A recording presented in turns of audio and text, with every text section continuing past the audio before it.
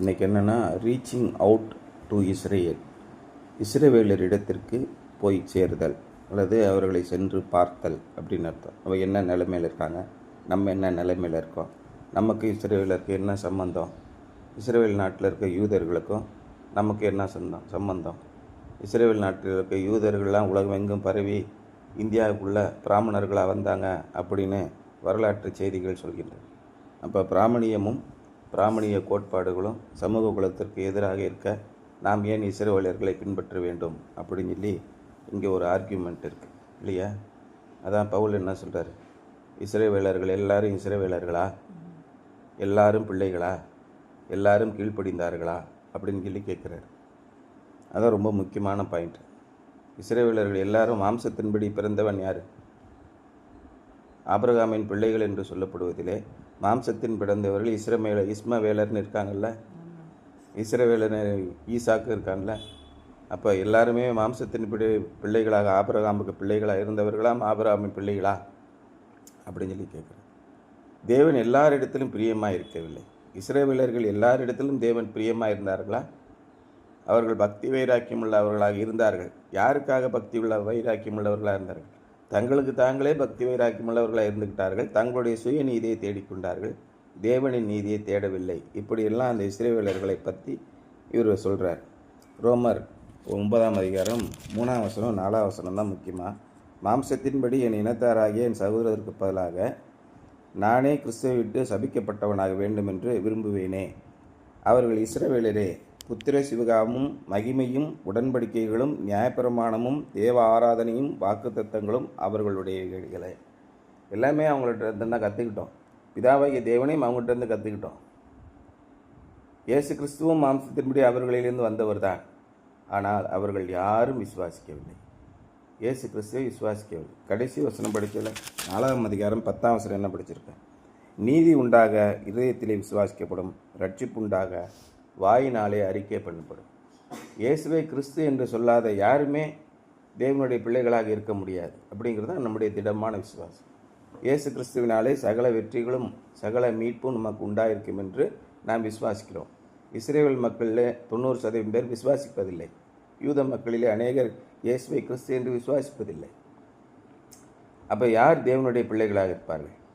அவரை விசுவாசிக்கிறவர்கள் தேவனுடைய பிள்ளைகளாக இருப்பார்கள். எல்லா இஸ்ரவேலரும் இன்றைக்கி என்ன, இஸ்ரவேலர் இஸ்ரேல் நாட்டிலேருந்து பாலஸ்தீனத்து மேல் குண்டு போட்டால் உடனே உலகத்தில் இருக்க கிறிஸ்தவனுக்கெல்லாம் புல்லரிச்சு போயிடும். தேவனுடைய மக்கள், அவன் தேவனுடைய மக்களே கிடையாதுன்னு பவுலே 2000 வருஷத்துக்கு முன்னாடி சொல்லிட்டாரு. இருந்தாலும் அவன் குண்டு போடட்டும் அப்படின்னு சொல்லி இங்கே ஜெபம் பண்ணிட்டு கிடப்பான். அப்போ எந்த அளவுக்கு அறிவிலிகளாக இருக்கிறார்கள். தேவனுடைய சித்தம் என்னதென்று தெரியாமல் அவன் பாட்டு பேசிக்கிட்டு இருக்கான். பவுல் ரொம்ப தெளிவாக அந்த 2 அதிகாரத்தில் சொல்கிறார். Paul was considered a traitor to the Jewish nation. தேச துரோகின்னு நினச்சாங்க பவுலை யூத நாட்டுக்கு. நம்ம நாட்டை விட்டுட்டு எதிர் நாடுகளோட சொல்கிறான். அவர் என்ன சொன்னார்? இயேசு கிறிஸ்துவம் பெரியார் மாதிரி மாட்டிக்கிட்டார். இவனுக்கிட்ட போய் எல்லாரும் சமம்டாங்கன்னாரு. உன்னைய போட்டு தள்ளாதாண்டா சரியாக வரும். பெரியார் அன்றைக்கி காரி துப்புறாங்களா? எதுக்கு? ஜாதி வெறி மத வெறி பிடிச்சவன் மனித குல விரோதிகள் தான் பெரியாரை எதிர்த்து பேசுவான். ஏன்னா எல்லாரும் சமம், எல்லாருக்கும் கல்வி கொடு, எல்லாருக்கும் சாப்பாடு கொடு, எல்லாருக்கும் வீடு கொடு, எல்லாரும் ஒரே விதமாக உடை உடுத்தலாம், எல்லாரும் நாகரிகமாக இருக்கலாம், எல்லாரும் எல்லா வேலைக்கும் போகலான்னு பெரியார் சொன்னார். இயேசு கிறிஸ்து அதான் சொன்னார். சமாரியன்லாம் ஒன்றும் கிடையாது. சமாரியர்னா யார்? யூதர்களிலே இருந்து மனசாட்சியுள்ள யூதர்கள், மாற்று இனத்தவரை திருமணம் செய்து கொண்டவர்கள், பிள்ளைகளை விட்டு வரமாட்டேன், என் பிள்ளைகள் தான் எனக்கு வேணும்னு சொல்லி பாசமாக இருந்தவர்கள் தான் சமாரியர்கள். சமாரியர்கள்லாம் நாட்டை விட்டு ஒதுக்கிடணும் அப்படின்ட்டு இருந்தான். யூதகுல பிராமணர்கள் வெறி கொண்டு போயிருந்தான், அவங்களெல்லாம் கொல்லணும் அப்படின்ட்டு இருந்தான். யாரையுமே கலிலேயர்களே சேர்க்க மாட்டான், கானா ஊரில் இருந்தவர்களே சேர்க்க மாட்டான். கானானிய ஸ்திரீ என்ன பண்ணாங்க? தட்டி விடுவாங்க. பாவம் செய்து விட்டால், ஒரு குற்றம் செய்து விட்டால் உடனே சபையை விட்டு விளைக்கிறோம். ஒரு நோய் வந்துருச்சுன்னா, குஷ்டரோகம் வந்துருச்சுன்னா அவனை ஊரை விட்டு விலக்கி விட்டுருவாங்க. கண்ணு தெரியலனா கீழ் ஜாதி, மனிதரால் தேவனால் சபிக்கப்பட்டவன், நோய் இருக்கிறவன்லாம் கடவுளால் சபிக்கப்பட்டவன், நல்ல ஆரோக்கியமானவன் தான் கடவுளுடைய பிள்ளை, இப்படி நினச்சிக்கிட்டு இருந்தான். இவர்களுடைய நீதியை மட்டுமே தேடிக்கொண்டிருந்தார்கள் இல்லையா, இறைவனுடைய நீதியை தேடவே இல்லை.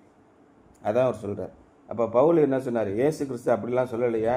யூதன் என்றும் இல்லை, கிரேக்கன் என்றும் இல்லை, சுயாநிதியினன் என்றுமில்லை, அடிமை என்றுமில்லை, எல்லாரும் கிறிஸ்துவுக்குள் ஒன்றாக இருக்கிறார்கள் சொன்னோடனே அவன் தேச துரோகி அப்படின்னு சொல்லிட்டாங்க. He ministered to Gentiles and he taught freedom from the law of Moses. மோசே கற்பித்த நியாயப்பிரமாணங்களிலிருந்து சுதந்திரத்தையும் விடுதலையையும் அவர் போதித்தார்.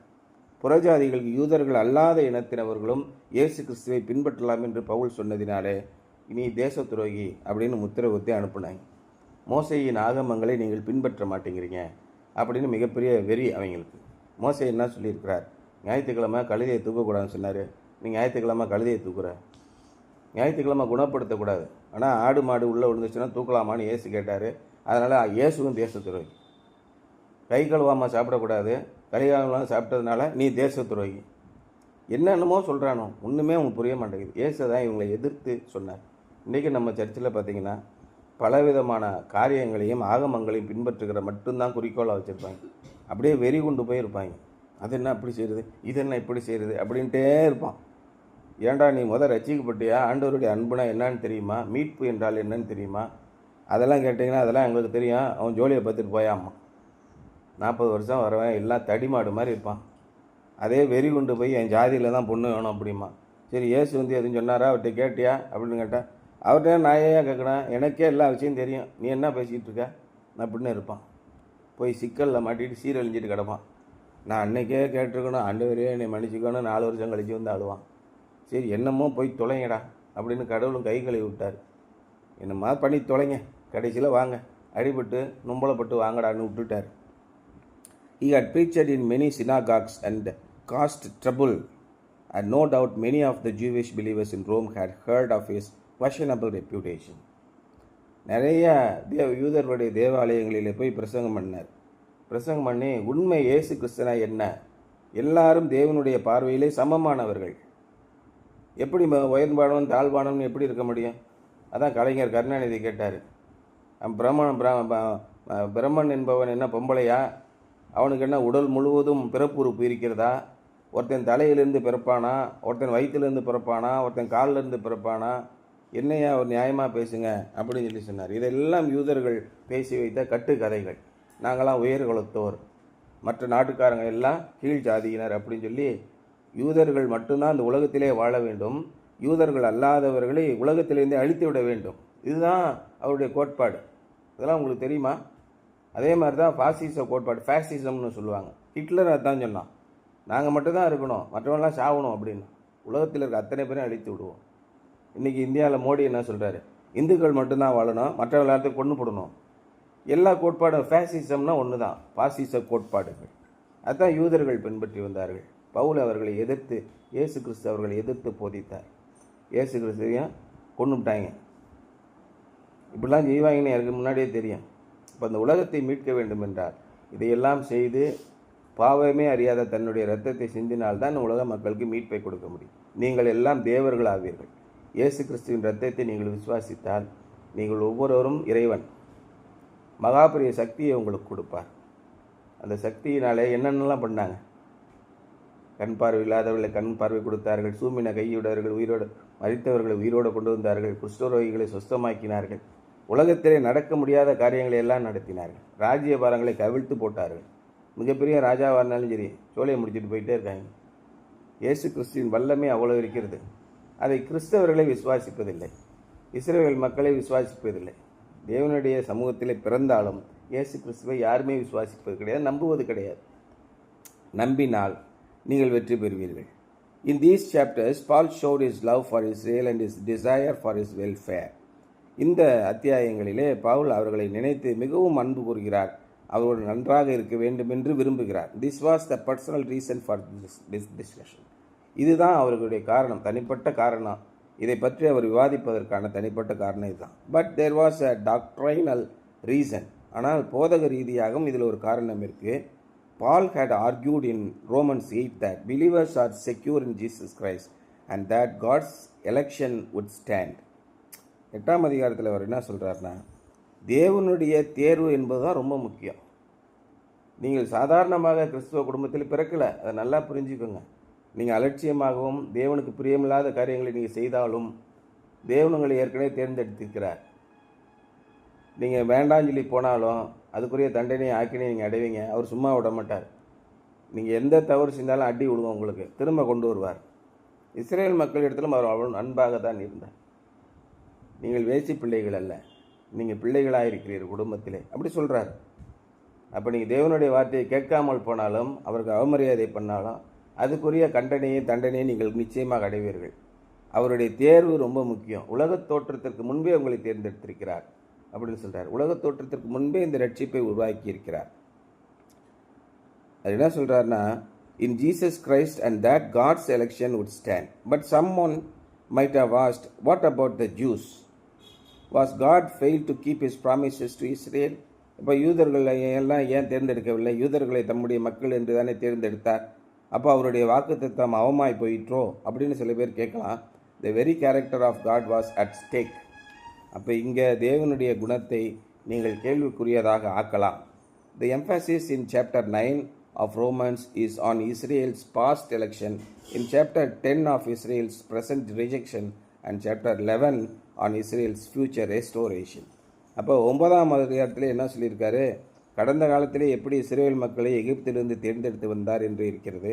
10ஆம் அதிகாரத்திலே எப்படி இஸ்ரேல் மக்கள் அவரை வெறுத்து புறந்தள்ளி போட்டார்கள் என்பதை குறித்து இருக்கிறது. 11ஆம் அதிகாரத்திலே எப்படி இஸ்ரேல் மக்களை மறுபடியும் மீட்டெடுப்பார் என்று இருக்கிறது. நீங்கள் தேவனுடைய கட்டளைகளை நம்பி அவரை விசுவாசித்து அவருக்கு கீழ்ப்படிந்தால் தேவன் உங்களை மீட்டுக்கொள்வார். நாங்கள் கீழ்ப்படிய மாட்டோம், எங்களுக்கு ஆண்டவரும் தேவையில்லை, ஒரு மண்ணாங்கட்டியும் தேவையில்லை, நீங்கள் போனீங்கன்னா நீங்களே உங்களுடைய தோல்வியை நீங்களே எழுதி கொள்வீர்கள். Israel is the only nation in the world with a complete history, past, present and future. Israel மக்களின் தேசம் மட்டும்தான் இந்த உலகத்தில் இருக்கிற ஒரே நாடு, கடந்த காலமும் நிகழ்காலமும் எதிர்காலமும் கொண்ட ஒரு நாடு அப்படின்னு சொல்லி அவர் சொல்கிறார். தேவனை ஏற்றுக்கொள்கிற மக்கள் அனைவருக்கும் இந்த உலகத்திலே இயேசு கிறிஸ்துவை யாரெல்லாம் ஏற்றுக்கொள்கிறார்களோ அவர்களுக்கு கடந்த காலமும் நிகழ்காலமும் எதிர்காலமும் மிக தெளிவாக இருக்கிறது. அதுதான் நீங்கள் சொல்ல வருகிறார். யாரெல்லாம் தேவனுடைய பிள்ளைகளாக ஆகிறார்களோ, அது யாரையெல்லாம் தேவன் தேர்ந்தெடுத்திருக்கிறாரோ அவர்களெல்லாம் தேவனுடைய பிள்ளைகள் தானே. அவர்களுக்கு எதிர்காலம் எப்படி இருக்கும் என்பதை தெளிவாக சொல்லுகிறார். உங்களுடைய எதிர்காலம் எப்படி இருக்கும்? நீங்கள் எனக்கு கீழ்ப்படிந்து என்னுடைய கட்டளைகளையும் கற்பனைகளையும் கை கொண்டால் உங்களை நான் எப்படி வைத்திருப்பேன்னு தெளிவாக சொல்கிறேன். மிகப்பெரிய ஆசீர்வாதத்திலே உங்களை கொண்டு போய் வைப்பேன். என்னுடைய கட்டளைகளையும் கை கொள்ளும் கற்பனைகளையும் நீங்கள் கீழ்ப்படியவில்லை என்றால் நான் உங்களை சபிக்க மாட்டேன், நான் உங்களுக்கு தண்டனை கொடுக்க மாட்டேன், நீங்களே உங்களுடைய தோல்விகளை எழுதி கொள்வீர்கள். அதான் சொல்கிறார். அப்போ எதிர்காலம் நமக்கு நன்றாக அமைய வேண்டும் என்றால் நம்ம என்ன செய்யணும்? ஆண்டவருடைய பாதத்திலே முழங்கால் போட்டு ஜெபம் பண்ணுங்க, ஆண்டவருடைய வசனத்தை படிங்க. அதை விட்டு மற்ற இடத்துலலாம் நிறைய நேரத்தை செலவு பண்ணிங்கன்னா யோசனை பண்ணி ஒரு பேப்பர் எடுத்து எழுதுங்க. நேற்று எவ்வளோ நேரத்தை எதுலலாம் செலவு பண்ணியிருக்கீங்க? அப்போ தான் நமக்கு முடிவு தெரியும் எங்கே போய்கிட்டு இருக்கோம் அப்படின்னு. அதான சொல்கிறாங்க ஸ்கூலில், நீங்கள் என்ன பாடம் படிச்சிருக்கிறீங்க, என்ன இது பண்ணி பாருங்கள். பிஸ்னஸ் கிளாஸ்லாம் அனலைஸ் பண்ணி சொல்கிறாங்க. நீங்கள் என்னென்ன வேலை பண்ணியிருக்கீங்கன்னு எழுதி பாருங்கள். அப்போ தான் நீங்கள் பண்ணுற மிஸ்டேக்ஸ் தெரியும். நம்ம அப்படி ஆண்டவருடைய சொல்லுக்கு கீழ்ப்படியாமல் போனால் நிச்சயமாக தோல்வி, ஆண்டவருக்கு கீழ்ப்படிந்து போனால் நிச்சயமாக வெற்றியின் மேல் வெற்றி கிடைக்கும். இதை இஸ்ரேல் மக்களிடத்திலே போய் பாருங்கள். ரீச்சிங் அவுட் டு இஸ்ரேல், அவர்கள் எப்படி நடந்து வந்தார்கள் என்று பாருங்கள்.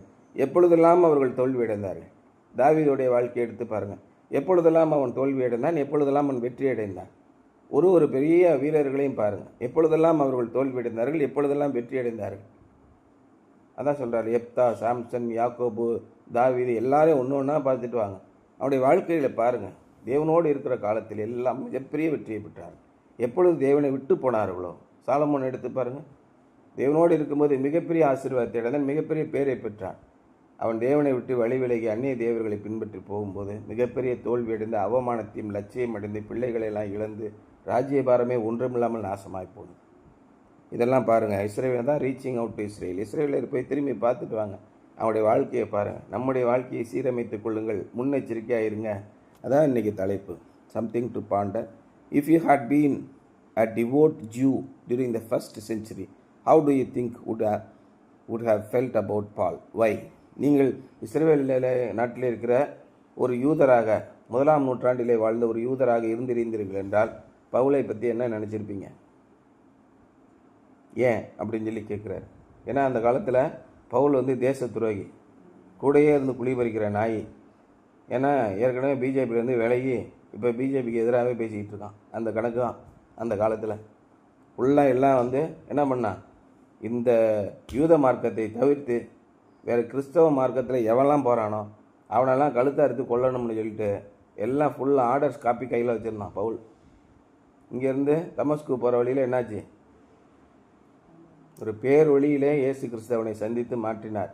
அதுலேருந்து இயேசு கிறிஸ்து பக்கமாக சேர்ந்துட்டான். நல்லா தானே போய்கிட்டு இருந்தேன். ஒரு சங்கி பவுல், உள்ளபடி சங்கியாக வாழ்ந்துக்கிட்டு இருந்தவன் திடீர்னு மங்கியாக மாறிட்டான். அதான் அவங்களுக்கு ரொம்ப கோபம். அவனை தேச துரோகி அப்படின்னு சொல்லி அவனை தலைகீழ வச்சு கொல்லணும்டான்னு சொல்லிட்டு அவனை விரட்டி கொல்ல பார்க்குறான். பல நேரங்களில் கப்பர் சேதங்களிலும் காவலிலும் நிறைய அவனை கொல்ல வெறியோடு தேடிக்கிட்டு இருக்காங்க. அப்போ நீங்கள் அந்த காலத்தில் இருந்திருந்தீங்கன்னா பவுலை பற்றி என்ன நினச்சிருப்பீங்க? இயேசு கிறிஸ்துவை ஏற்றுக்கொண்டிருப்பீர்களா, ஏற்றுக்கொள்ளாமல் இருப்பீர்களா? இயேசு கிறிஸ்துவை பற்றி கேள்விப்பட்டு விசுவாசித்திருப்பீர்களா? சரி, அட்லீஸ்ட் இன்றைக்காவது இயேசு கிறிஸ்துவை விசுவாசிக்கிறீர்களா? அதாவது விசுவாசிக்கிறான் அறிவியலுக்கு ஒத்து வராது. எங்கிட்ட இயேசு கிறிஸ்துவை விசுவாசிக்கிறேன். இதான் நிறைய படித்தவர்களின் ரொம்ப படித்து அறிவு மண்டையெல்லாம் வீங்கி போச்சு. பிக் பேங் தியரி இப்போ ஏற்கனவே 50 வருஷமாக பிக் பேங் தியரின்னு சொல்லிக்கிட்டு இருந்தான். இப்போ பிக் பேங் தியரியே இல்லைன்னு போயிட்டு இல்லையா? ஏற்கனவே யூனிவர்ஸ்ன்னு இருந்துச்சு, இன்றைக்கி மல்டிவேர்ஸ்ன்னு போயிட்டு. ஏற்கனவே பூமி தான் நடுவில் இருக்குது, எல்லாம் சுற்றி வருதுங்கன்னா இப்போ அது மாதிரி லட்சக்கணக்காக இருக்கியான்ட்டான். உலகமே இவங்க கற்பனை செய்து முடியாத அளவுக்கு மாறிக்கிட்டே இருக்கு. என்னென்னமோ நினைக்கிறான் மனிதன் தன்னுடைய அறிவினாலே. அறிவியலுக்கு எட்டாத பல ஆச்சரியமான விஷயங்கள் இருக்கிறது. மனிதன் தன்னுடைய அறிவை வைத்து கண்டுபிடிக்க முடியாத அநேக காரியங்கள் இருக்குது. ஆனால் அந்த சின்ன கொஞ்சம் போல் அறிவை வச்சுட்டு கடவுள் இல்லைன்னு சொல்லிக்கிட்டு இருக்கான். நீங்கள் இயேசு கிறிஸ்துவை விசுவாசிக்கிறீர்களா? அப்படி விசுவாசித்தால் இயேசு கிறிஸ்துவை பற்றி இப்போது என்ன சொல்வீர்கள்? அவர் தேவனுடைய குமாரனா? அதான் பவுலிட்ட பேதர்கிட்ட கேட்குறார், நீ என்னை யார் என்று சொல்லுகிறாய்? அதுக்கு பேர் என்ன சொல்ல, நீ ஜீவனுள்ள தேவனுடைய குமாரனாகிய கிறிஸ்து என்று சொல்லி. இந்த விசுவாசம் உங்களிடத்தில் இருந்தால் வெற்றியின் மேல் வெற்றி உங்களுக்கு வரும். விசுவாசித்து பாருங்கள், தேவன் நல்லவர் என்பதை ருசித்து பாருங்கள், அவ்வளோதான். ரொம்ப சிம்பிள். என்னங்க என்னமோ பிரபலமாக பேசிகிட்டு இருக்கான், என்னமோ ஸ்வீட் ஆம்ல நல்லா இருக்கும்னு சொல்லி சொல்கிறாங்க. நல்லா இருக்குமா? என்ன ஸ்வீட் அது அப்படின்னு கேட்பாங்க. அது இன்னும் ஸ்வீட்டு சொல்கிறாங்க, நல்லா இருக்கும்னு சொல்லி சொல்கிறாங்க. நீங்கள் டேஸ்ட் பண்ணி பார்த்தீங்களா? நான் இன்னும் டேஸ்ட் பண்ணி பார்க்கல, ஒன்று வாங்கி பார்க்குறது இல்லை, அதையெல்லாம் எனக்கு பிடிக்காது. இதான் நீங்கள் சொல்லிகிட்டு இருக்கீங்க. அதை வாங்கி டேஸ்ட் பண்ணி பார்த்தா என்ன? டேஸ்ட் பண்ணி பார்க்குறதுக்கு நமக்கு மனசு இல்லை. கர்த்தர் நல்லவர் என்பதை ருசித்து பாருங்கள். உங்களுடைய வாழ்க்கையில் தனிப்பட்ட அனுபவம் இயேசு கிறிஸ்துவை பற்றி இல்லை என்றால் நான் பாட்டுக்கு அதை சொல்லிட்டு போக வேண்டியதான். நீங்கள் பாட்டு கேட்டுட்டு நீ கண்டினியூ பார்த்தியா, இங்கேருந்து ஆரம்பித்து இங்கிலாந்துக்கு போயிட்டான்னு சொல்லுவான்ல, அது மாதிரி நான் பேசிகிட்டே இருக்க வேண்டியதான். நீங்கள் கண்டினியூ சொல்ல வேண்டியது. எப்பொழுது இயேசு கிறிஸ்துவை பற்றி தனிப்பட்ட விசுவாசம் வரும் என்றால் பவுலுக்கு எப்போ வந்துச்சு? பவுலுக்கு எப்போ இயேசு கிறிஸ்துவை பற்றி விசுவாசம் வந்தது? இயேசு கிறிஸ்துவை பற்றி பேதுருவும் யாக்கோபும் பிலிப்பும் எல்லாம் பிரசவம் பண்ணிக்கிட்டு இருந்தாங்க. அதை கேட்டு பவுலுக்கு விசுவாசம் வந்துருச்சா? எப்போ வந்துச்சு?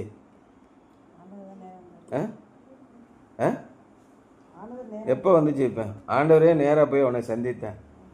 அது மாதிரி உங்களுடைய வாழ்க்கையிலே தேவன் சந்திப்பார் உங்களை. அப்பொழுது உங்களுக்கு விசுவாசம் வரும். நீங்கள் மிகப்பெரிய சக்தியாக மாறுவீர்கள். அதற்காக நீங்கள் எதிர்கொண்டவரிடத்தில் ஜெபியுங்கள். தேவன் உங்களை தேர்ந்தெடுத்திருக்கிறார் என்றால் மிகப்பெரிய ஆசீர்வாதத்தை உங்களுக்கு கொடுக்க போகிறார். அவருடைய வருகைக்காக காத்திருங்கள். உங்களுடைய வாழ்க்கையில் அவர் எப்பொழுது வருவார், அதுக்கு நீங்கள் ஆயத்தமாகுங்கள். ஏன்னா மற்றவங்களாம் தேவனை பற்றி தெரியாதவர்கள், நீங்களாம் சிறு வயது முதல் தேவனை பற்றி தெரிந்தவர்கள். அதனால் ஆச்சரியமாக தேவன் உங்களை சந்திப்பார். அப்படி இதெல்லாம் நீங்கள் யோசனை பண்ணி பாருங்கள். இவ்வளவு அறிவுள்ளவர்களாக இருக்க வேண்டும். தேவன் உங்களை தேர்ந்தெடுத்திருக்கிறார், நிச்சயமாக உங்களை ஆசீர்வதிப்பார் என்பது தான் இன்றைய சிந்தனை. சரியா?